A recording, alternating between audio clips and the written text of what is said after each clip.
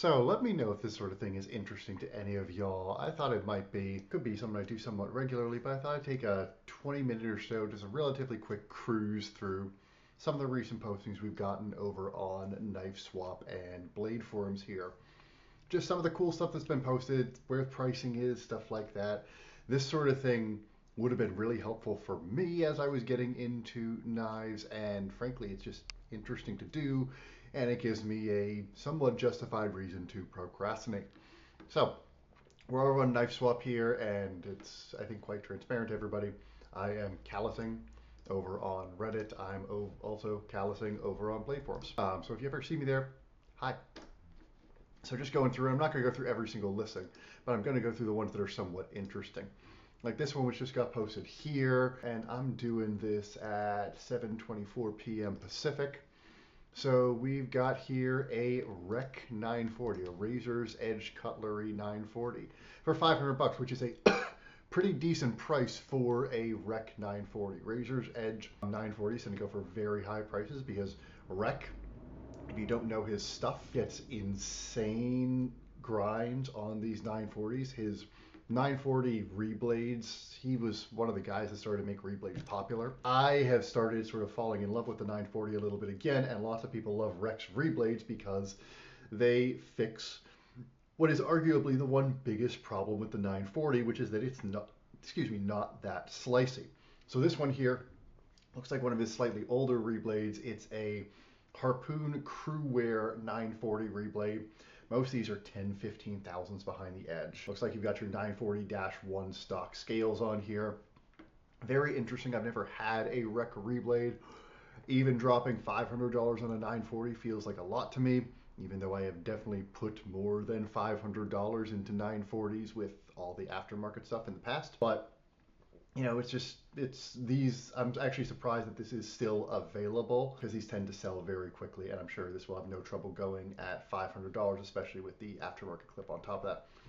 Above here, you've got a transparent knives rebladed bug out. These look like rock scale design scales here.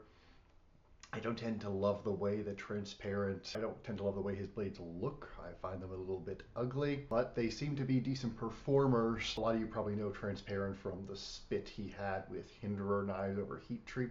Not quite sure how that resolved, but there was a period where his rebladed bug outs were going really, really quickly and were really hot in the market. And then here, this is probably actually my personal favorite of the bunch. These are Rogue Bladeworks scales. So let me actually just bring that up quick here. Rogue Bladeworks. So Rogue Bladeworks, if you are deciding to get scales for your Benchmade bug out, if you still like to do that sort of thing, Rogue scales here, which are the scales that you are seeing right here. These, if you ask me, are the best non-metal bug out scales on the market. The machining is phenomenal. They actually make the bug out very slightly shorter. These contours here are wonderful in the hand. They make it robust, they make it light, they make it easy to grip. This little contour here. Rogue, they do a lot of OEM work.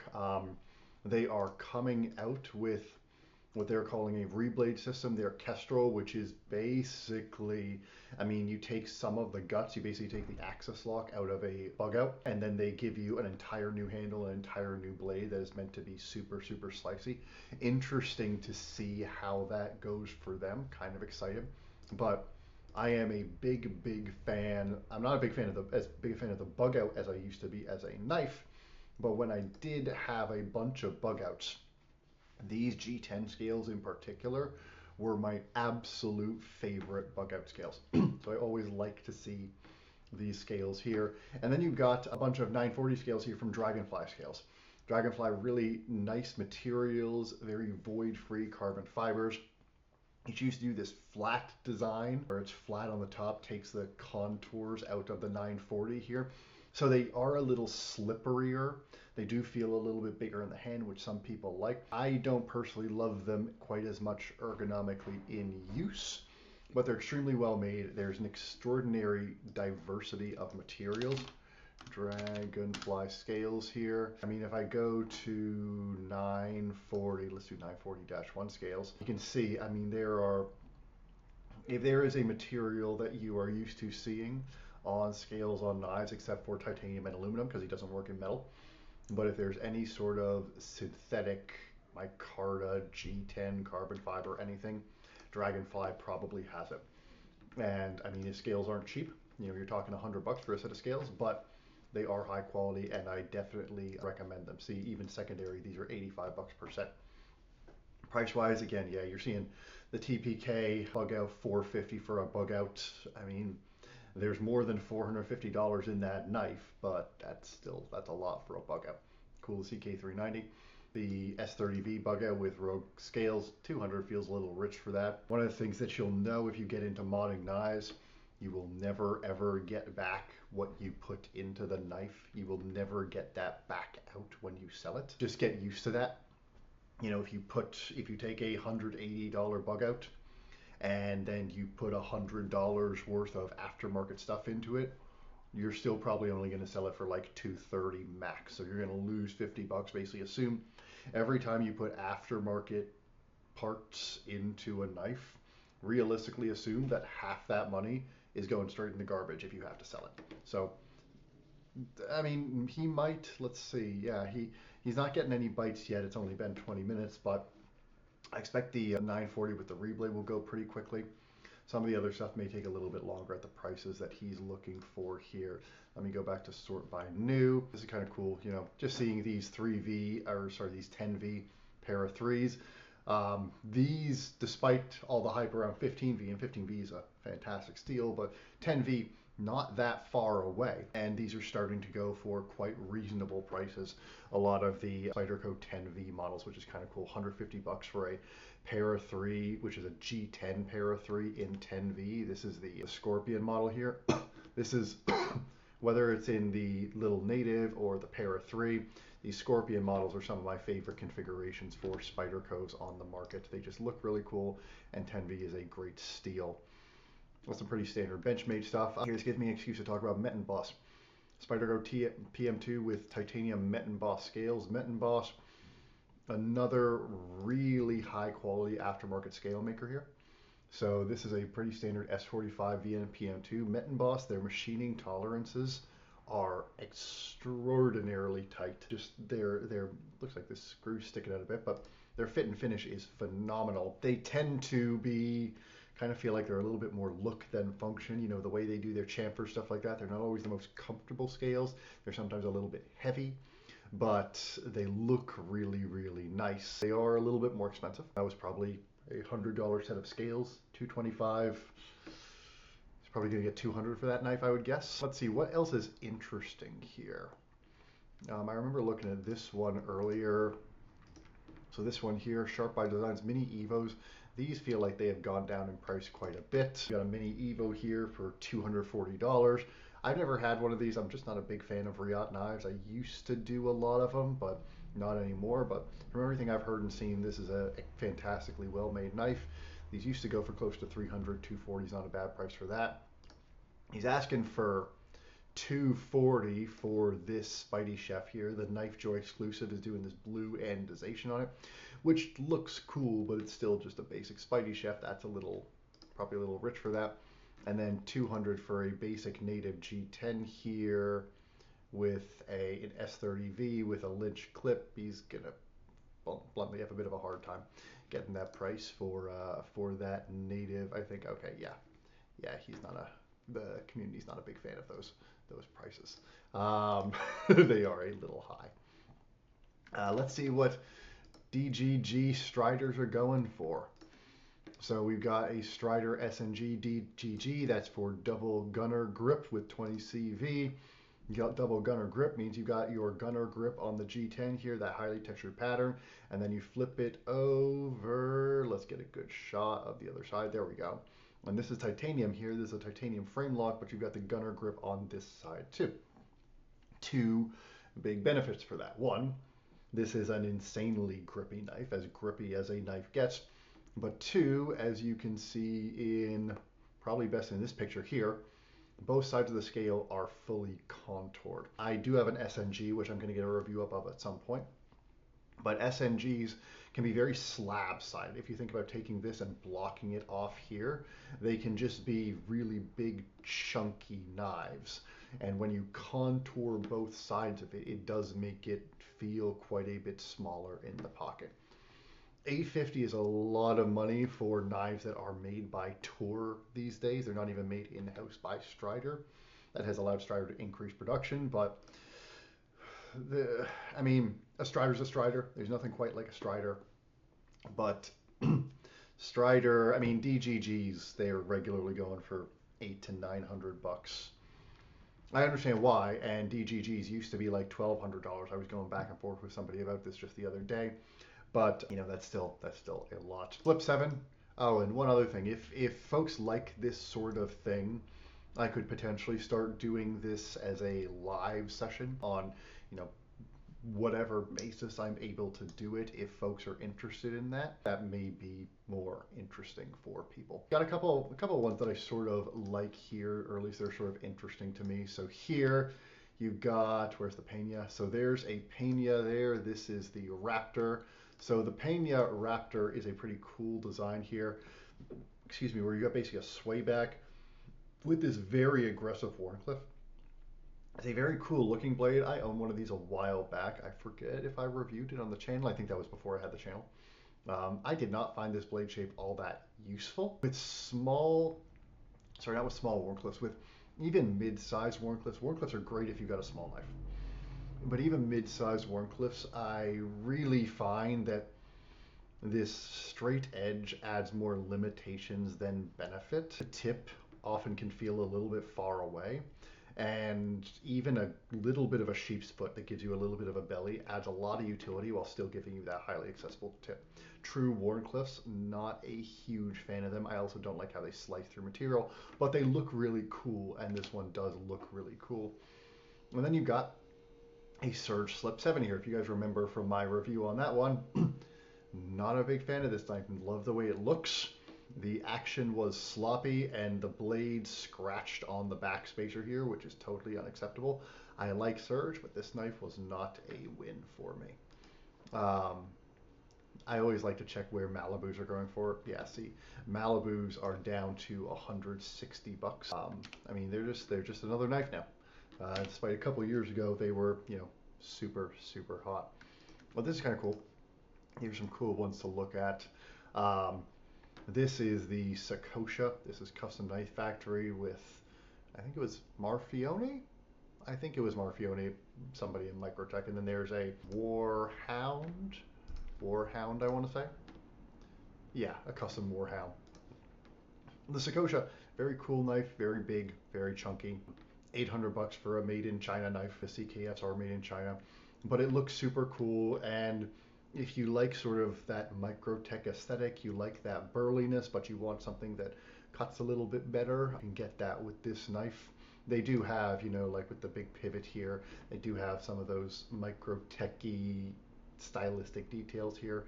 And then I will say, if I was going to get one Microtech custom, the Warhound would be my second choice. My first pick would be a Protocol, because I personally just think the Protocol is really cool. But the Warhound, I mean, with this low of a grind, it is not going to be a good slicer. And I don't think anybody's really buying their Marfione customs or their Microtech custom versions for cutting performance. This thing is big, it's chunky, but I mean, it looks really cool. All of this detail here, it's all totally aesthetic. You've got a pointless fuller here. You know, a bunch of holes that do nothing. You've got jimping that I'm sure is meant to look like the sawback on, you know, your big fixed blades. You've got a swedge here for whatever purpose. It's probably 190,000 blade stock with a shallow flat grind. It's gonna suck to use probably, unless they're doing some magic with this grind here. But it looks really cool.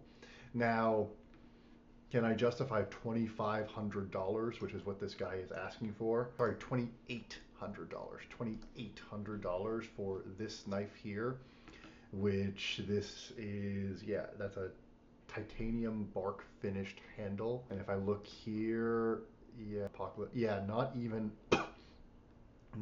one of their mirror finishes on the blade, which is cool. But you know, part of the reason that you can sometimes, if you can justify any ridiculous custom prices, justify some of the insane prices that Marfione Customs demand, is they can do some absolutely insane mirror polishes on their blades. And they do have a couple of very insane grinds, like their star grind. This one here, this is a pretty grind. It looks like it's a hollow now. I shouldn't have said flat. Pretty basic blade finish. I mean, you've still got the inimitable, really, really cool Warhound look to it, but it's just like, there's so many niche custom makers on the market that make such exceptional knives for prices way, way less than $2,700. I mean, $2,700, even if you want a big, tough knife, you can get a Keennison or a Stout for significantly less than $2,700. And those are, I would argue, even cooler than a Marfione. So you're buying the brand on that one. Everybody who's buying Marfione knows it. But it's just, you know, that's that. Let's see what a price to sell XM18 3 inches. $280, that is indeed price to sell. Hollow regrind and flipper delete by BGM. Oh, I saw this one the other day. Yeah, this guy heavily modified this knife. Let's see if we can get a shot of the full knife. There we go. Yeah, so he basically turned this into a flipperless, contoured the micarta scales, and they got a hollow regrind with a swedge by BGM.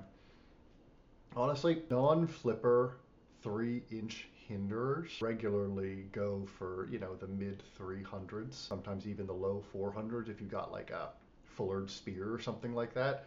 With this much work gone into it, I'm not a big regrind fan in general. I sort of figure like if your knife needs a regrind, you're probably buying the wrong knife most of the time.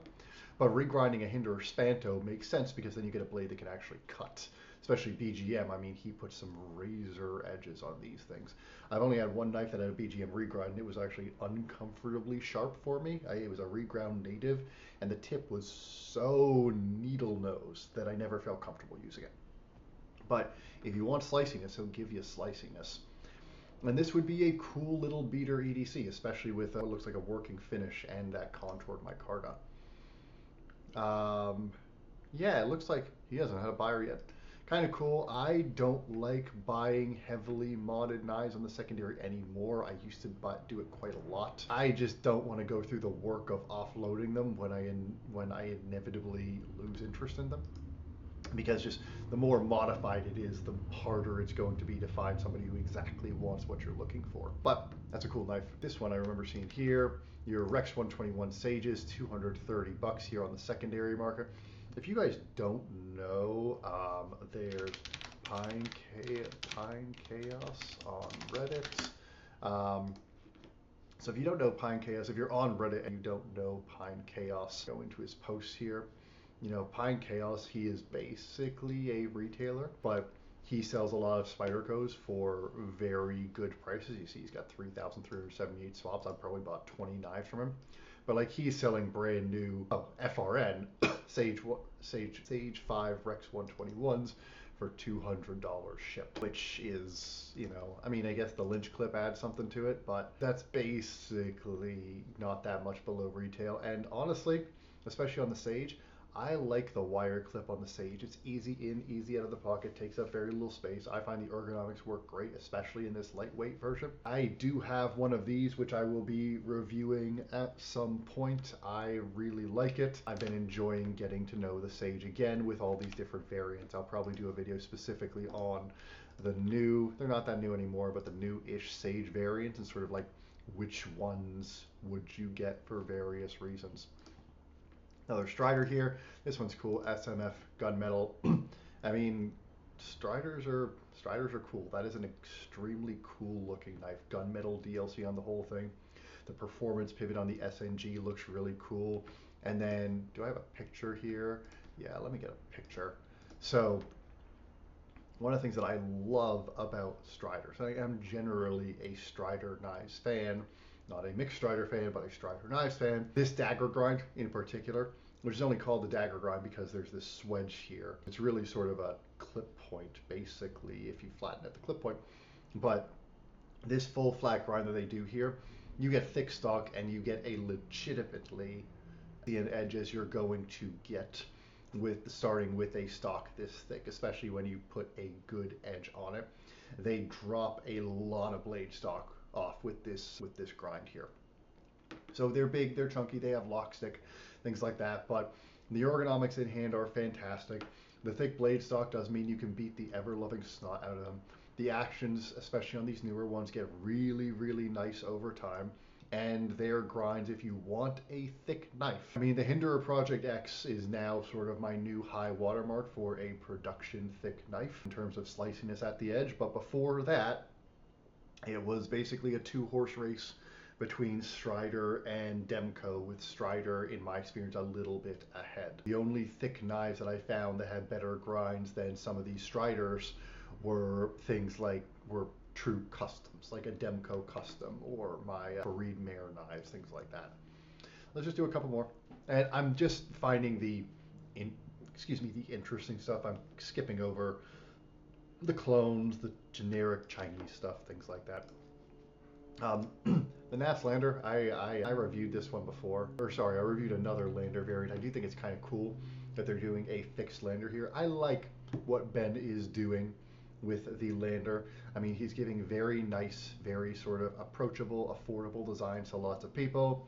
Now he's jumping into the basically pocket fixie market, which doesn't make a whole bunch of sense to me. I've got a couple pocket fixies that I'm going to be reviewing at some point.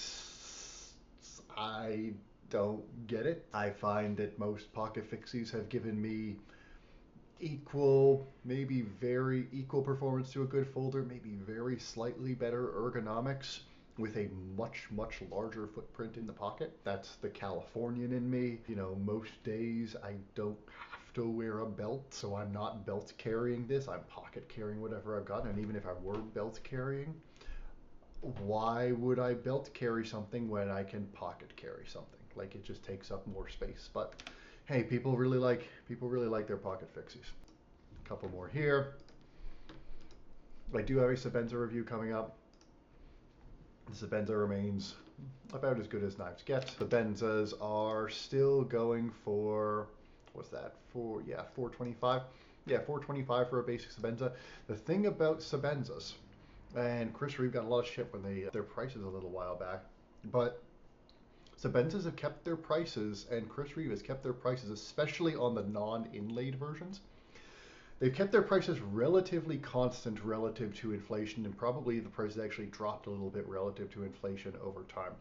When so many other knife makers are raising their prices year after year after year after year. The fact is, being able to get a Sebenza for the low 400s and a well-worn Sebenza for the high 300s on the secondary market, when you've got so many Chinese-made knives or knives that just aren't made quite as well, starting to creep more often into those 300s, even into the low 400s, and you've got locks and now crossbar locks everywhere, stuff like that. I find that in general, these, the Sebenza remains a pretty good buy in general, especially, as I'll talk about in my full review, the grinds, you can't beat them. I mean, you can, but they're really, really good. A couple cool little ones here. Let me look at the updated timestamp here. Yeah, so Odin makes just stupid cool blades. It's a mini Ripper. They're toys. I haven't had one. I'm never going to have a knife like this. A hawkbill like this is not practical for most people unless your job is being John Wick. I mean, technically they're pretty good box openers, but then they're a bit to sharpen. But they look very, very cool. He's gone all in on the sort of hardcore, let's look cool thing. And then the titanium Nerd here. I'm not the biggest fan of the Nerd. I've tried the Nerd multiple times. The ergonomics just don't work for me, where I've never felt like I've really been in control of the knife all that well. And especially the opening and closing action is not satisfying. If there weren't so many other good options on the market in this size, I would be more forgiving. But in a world where the Little Native and the Dragonfly exist, even just those two, I have no reason to own a Nerd when those other two are just better. One of the other nice things about Odin is this is a full custom that you can get for $950. Now, $950 is still a whole lot of money, but you're getting a true custom for under $1,000, which is the UKPK. I think I mentioned this when it was in the Spyderco catalog. This Spy 27 UKPK, which is made in the US, the UK pen knife, because it's made for UK restrictions on knife laws. $75 for a slip joint knife with FRN scales and Spy 27. This has got to be one of the best buys on the entire market. If you're looking at just cutting performance that you're getting, this is basically an updated version of the Cali 3 in terms of its sort of shape and just the way the blade comes out of the handle. It's right in that Calypso series. This is, I don't have one because honestly, I've only started to get into slip joints relatively recently. But the fact is, just looking at what is on offer here, it's just a really good knife for the money. I will probably get one just for the sake of doing a review in a little bit. This one here, this guy had some cool ones. I actually ended up making a purchase from this sale here. This was a pretty big sale. A couple cool things buried in here. This one here is a native 5 with, Rips Garage Tech. Here we go. Do we have pictures for everything? Or wait, if I scroll down, are there more photos? No, where did I get? Yeah, so this here, I'll just scroll through them. Native 5 with Rips Garage Tech scales in titanium. These are very nice scales. I've got a set of these. I will be selling them, but that's because I'm moving away from most of my bougie knives. But these scales here, very nicely machined. Rips Garage Tech has, let me see if I can get there. Rips Garage Tech has stepped their game up pretty significantly in the last couple of years. I had some of their earlier scales and they were a little bit janky, but they're called featherweight, and they are indeed featherweight. They're some of the lightest titanium scales you're going to find, and they make the action on the native very smooth, very secure, very nice, and the ergonomics are solid. If you want a titanium native, they're a very good option, and lots of great, very interesting finishes on their scales too. Going down here, Tenacious, other things in the Tenacious family. Hinder's very, very cool, but very overpriced aftermarket scales. Let's see. Oh, yes, then there's more here. No, let me go back to the timestamp. So a couple of the other cool things buried in here. You got a full-size Spyderco subhilt. That is just a giant beast of a knife. I mean, it's huge, but as I said in my subhilt review, or in my mini subhilt review, even though the blade stock is thick, this hollow grind is so aggressive that it just cuts way better than this thick blade stock has any right to. This was back when Spyderco, especially Spyderco Taichung, was doing a lot of really interesting collaborations with different designers. And it's just a very cool design. And I've started to see them circulate on the secondary market more, which is good to see. I think a lot of people that are into sort of harder use knives but still want something that cuts would quite like it.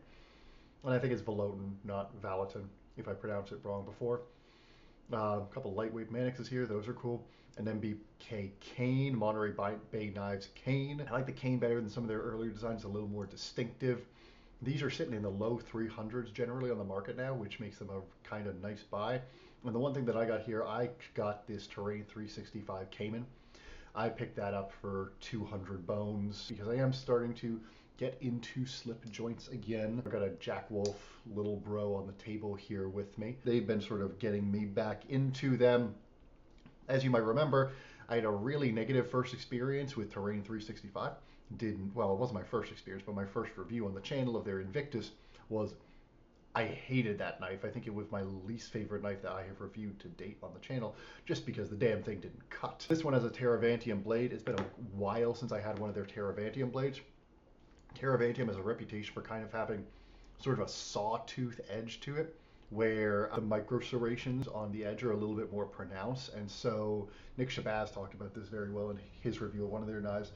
It keeps cutting even as it starts to get dull. So on a knife with thinner blade stock here, this is 115 thousandths on the blade stock, that is a slip joint, sort of a Barlow pattern. I am looking forward to seeing if it cut, because the machining and design is not bad.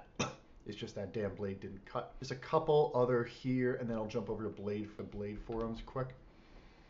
Let's do 2 more, just because I always like to look at Rosie's to see where Rosie's are at. Um, oh, one more thing just to note.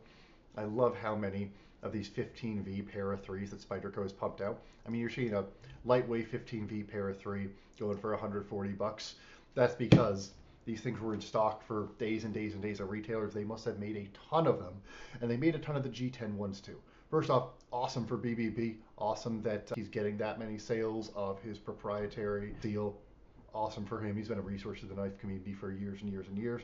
But also very cool that Spyderco has very obviously listened to the community, seen how much they like the initial 15V releases, and really stepped it up for this pair of three release. So that's just cool. Timestamp here.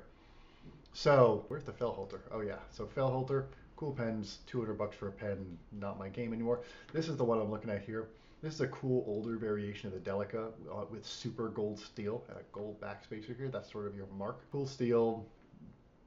Yeah, it's an interesting variant. There's a million variants here.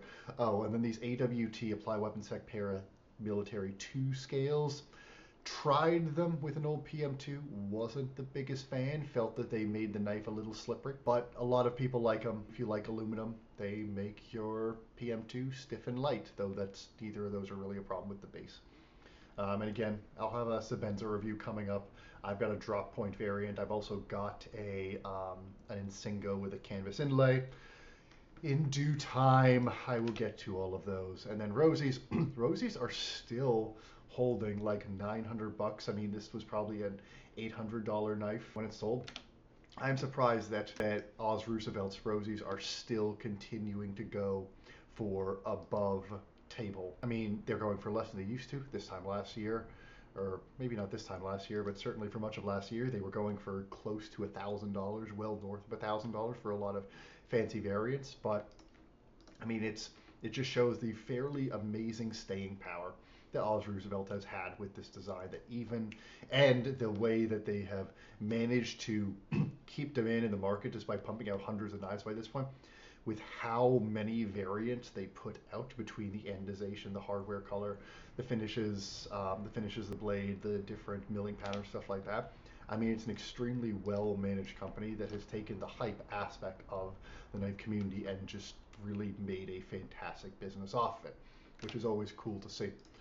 Couple of cool things on Blade Forums. If you don't go on Blade Forums that regularly, especially if you're interested in some of the higher end stuff, Blade Forums will have some really interesting stuff. You know, some days there's interesting stuff, some days there isn't. But just a couple cool things that I saw, you know, at various times over the course of the day. Let's see. There's another Super Gold. This is an Endura.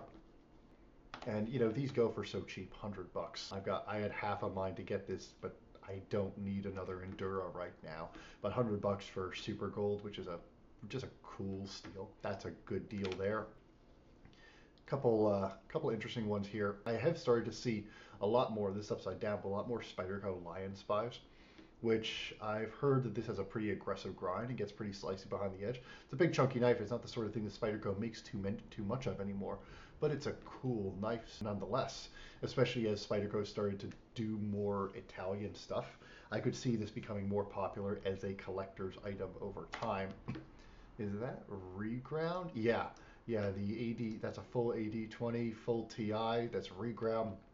I mean, the AD20 market has gone way down from where it used to be, just because there's so many out there now. I mean, I got into the AD20 early, and I had a production AD20 in full TI that I think I managed to sell for 1,200 bucks, which was still below market at the time. That was sort of back at the peak, and then I had a custom AD20 which got a completely insane price. And then a couple other production knives here. You got a cool Shirogorov. Shirogorov has been really leaning into these fancy techno-carbon variants. If you've never had a 111, I mean, it is a pocket sword. It is a massive knife, but boy, oh boy, it is cool. 1,400 bucks? Yeah, 1,400 bucks for this one. Shirogorov, kind of like Chris Reeve, as the rest of the market keeps getting progressively more ridiculous, Shirogorovs start to look like better and better buys. I mean, is this a production knife? Yes. But if you look at the actual level of milling, the complexity of the milling on here, the blade grind, the blade finishes, stuff like that, This is as complex a knife as you're getting from a lot of custom makers. Gorov, and so it's got that really cool Shirogorov action, and it's huge. They're cool. Shirogorov, especially their cheaper variants, have started to become decent buys if you play in that price range. I will say Smocks in configuration. So this is a Smock here. I have a Smock review coming up. Kevin Smock makes really good scales for his own knife. These are his titanium dragon scales. They're super high quality. They fit really well. They're machined really nicely. They're just cool scales, make an already cool knife even cooler. I will say in general, Smocks in steels other than S30V are priced way too high on the secondary market. Like if this was an S30V Smock, this would literally be 285, probably 275 or 265, not 385. And it does not, the amount, I mean, a stock 20CV Smock will go for 300 bucks, and that's ridiculous. It's too much of a premium for a fairly modern or a fairly moderate changing blade steel. Then a couple cool Spyderco Sprints here. You got the Subvert. I've been seeing more Subverts, more of this carbon fiber Subvert selling for the low 300s or the mid 300s. Not a knife that I have any use case for whatsoever. Way too big, way too thick, way too heavy. But boy, oh boy, is the Subvert a cool knife. Especially if you're a fan of this design. The only other way to get a Nadia Moore design is to pay like $4,000 for an actual Sabotage. So, you know, really nicely machined. You've got micro milling on top. You've got a heavily contoured scale here. It's just freaking huge. Yeah, and you can see the slight recurve here a little bit more. Just very cool. And then you've got here the Shaman CTS XHP. It's a cool variant. I really like XHP. It's a very balanced steel. It's basically super D2, and the Orange G10 is nice. I'm not a big fan of the Shaman, as I made clear in my review, but I like seeing XHP, and I have got a bunch of these Cutlery Shop exclusives at various times in the past. And then just a couple customs to look at the high end here. A couple that I looked at before, just to look at some of the fancy schmancy stuff that's out there. There we go. Let's just tap into that. Brian Efros has been getting super popular again. I don't follow the Instagram scene that much, so I don't know quite why he's been blowing up, but this is a $5,000 knife that we are looking at here. It feels to me a little bit like where Shark Knife Co. was a couple years ago. I don't see why Efros, not that there's anything wrong with this knife, but I don't see why Efros's knives, like, I mean, that's a Jeremy Marsh style clip. I'm sure others have done it, but like this just screams Marsh to me. I don't see why his knives are going for the crazy prices they're going for. I know he's got history. I know he's sort of a well-known, well-respected maker, but there's nothing that I can see that is so special about this knife that would make it a $5,000 custom as compared to like a $2,000 or $2,500 custom. Conversely, I like JB Stout stuff. This is just one of his little Kiradashis. I think it was listed at 300 bucks. Every time I see a Stout listed, I look at it. I love JB Stout's design language. His trash can finish he's got, the milling that he does all the way around the outside, his various, like, just the way he does these big fat chamfers, the way everything is just like brutish and brutalist and all that sort of stuff. I just love the way his stuff looks. I also love his absolutely ardent commitment to using D2 for everything. I mean, the dude has character, and now that the prices on his customs have started to go down from the insane heights that they were at a year, 2 years ago, where you were seeing his Blood and Thunders go for north of $2,000 and stuff like that. Now they're starting to get down into the ones from what I've seen, not counting full dress variants and stuff like that.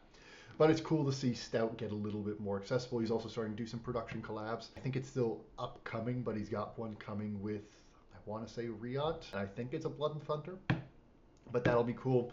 The Riot version definitely lost a lot of the character, but hey, it's going to be a $300 knife instead of a $1,500 table knife. But anyway, cool thing. I want to try one of his knives at some point because his grinds look very good. I love the satin grind that he leaves on his edges or on his bevels. I haven't been in the price point for true customs like this for quite a while. This one is always interesting. You know, this is a Blade Show 2024 AD10 custom. There we go. I mean, it's a big chunky knife. It's slab-sided, and it is listed for $3,100, and it will probably go relatively quickly for $3,100. These were listed by Knife Center.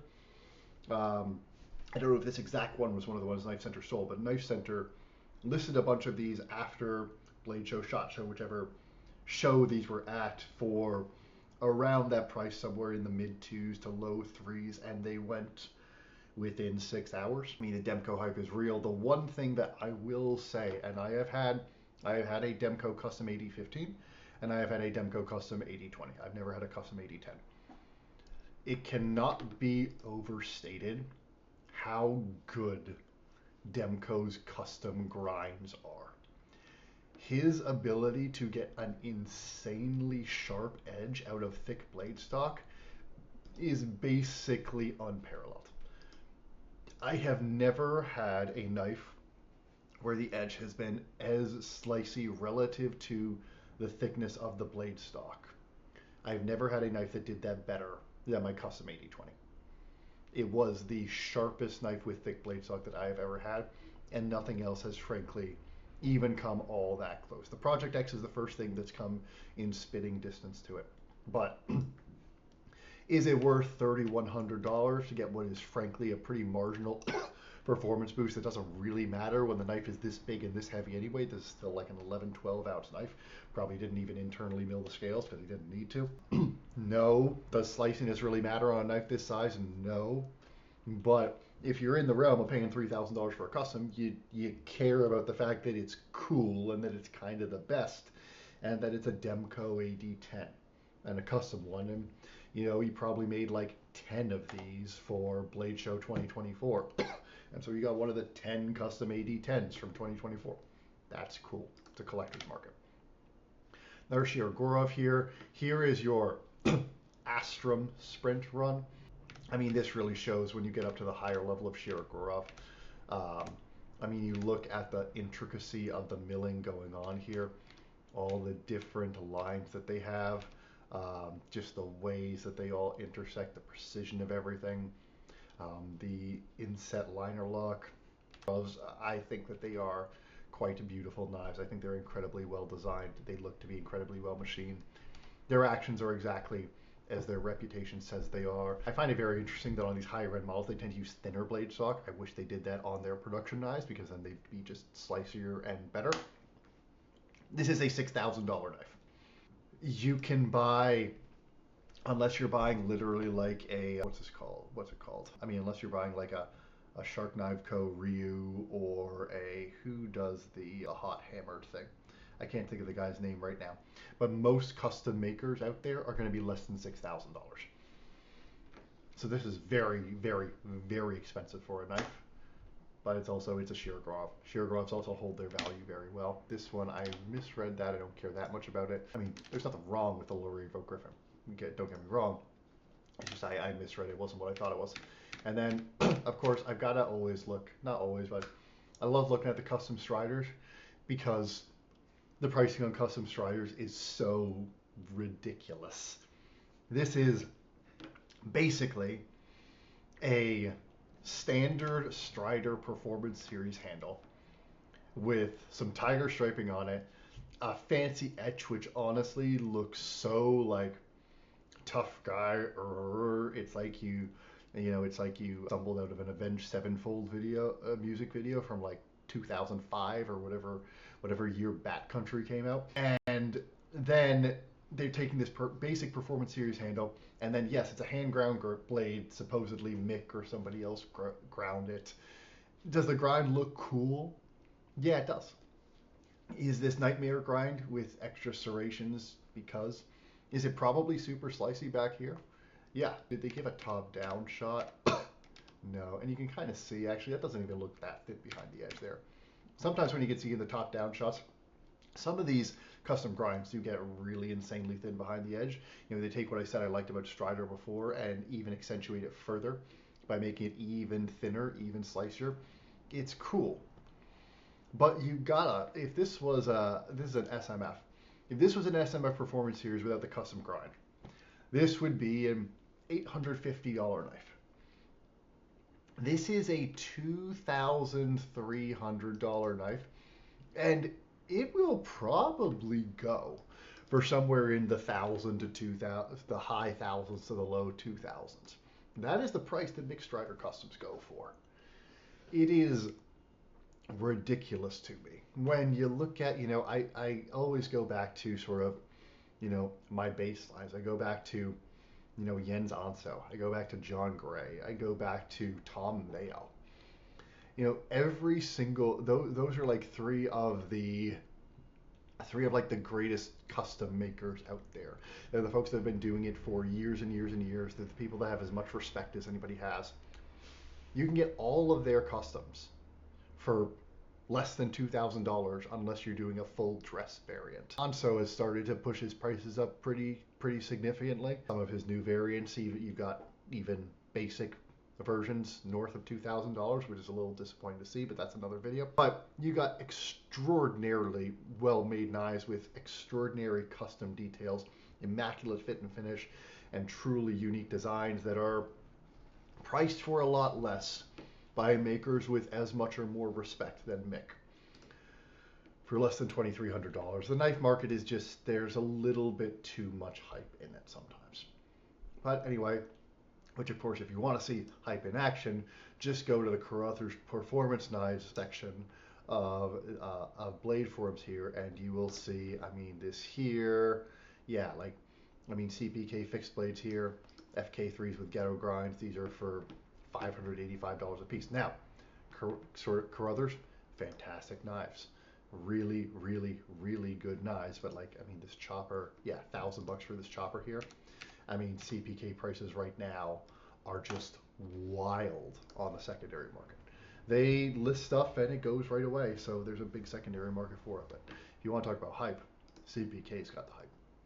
Anyway, that's just a quick run through, some of the interesting stuff on Knife Swap and Bladeforums today. Let me know if this is of any interest to anybody, if this was cool, if this was useful, if this was helpful, if you would like to see a live version of it. If so, I'm happy to do more of it. If not, then maybe I'll call this a one-time experiment.